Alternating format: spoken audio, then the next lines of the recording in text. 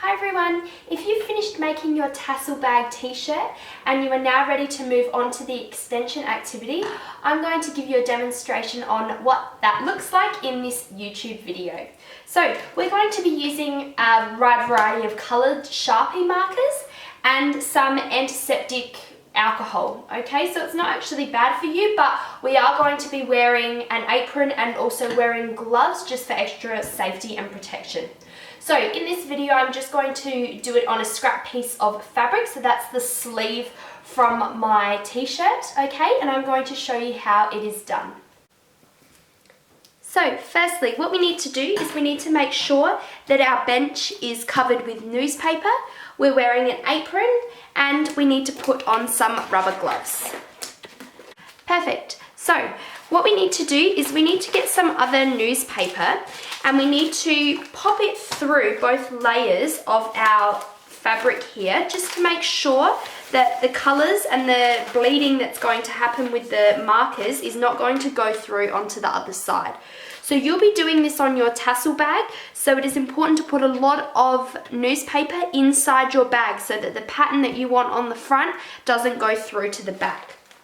Now, what we're going to do is we've got heaps of colours of Sharpie markers, so it doesn't matter what colour you would like, but all we need to do is we need to get creative. We need to start drawing some patterns. You could go for a love heart, you could go for writing a letter, you could do whatever you like. I find that patterns, so straight lines, dots, anything of all different colours works really well. So I'm just going to randomly draw some shapes, draw some lines, some dots onto my piece of fabric here. Use some purple. So lots of different shapes.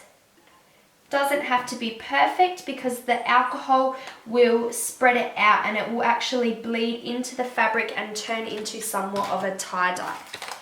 So as you can see, that's the little pattern that I've made, okay? It doesn't really represent anything, but it's just fun and creative. What we need to do now is we need to get our little dropper and we need to suck up a little bit of the antiseptic cream into the dropper. Now, you don't need lots, okay? But what I want you to do is I want you to watch as I drop this onto the fabric. I'm going to place one drop straight away in the middle and I'm going to wait and watch that bleed out for a little bit. So as you can see, it's slowly starting to bleed out. I want it to bleed out a little bit more, so I might add a few more drops.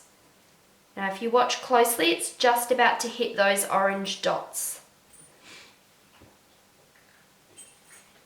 Now you don't need heaps at all, you need to take your time and you need to watch where you are putting the drops because where you place the drops is where it's going to spread.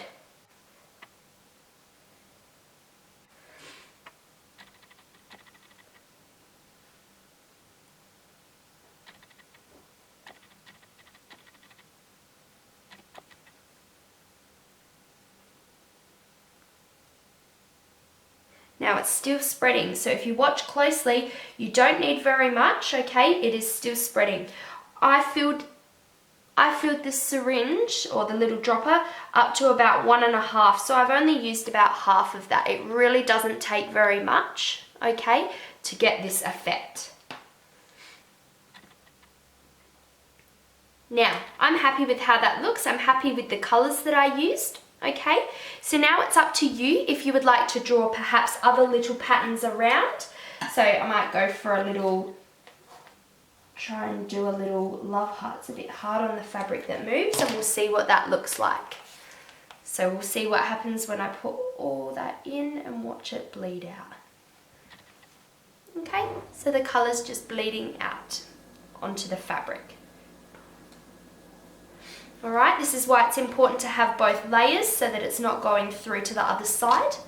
Okay, and if you let this dry completely now, alright, and give it an iron with a very hot iron, that should set the colour of the Sharpie, and when you go to put this in the wash or reuse your tassel bag if it gets wet, the colours shouldn't bleed or fade out any more than they already have. It should stay like this. Okay, so let it dry, give it an iron, and go crazy with whatever designs on your shirt you would like.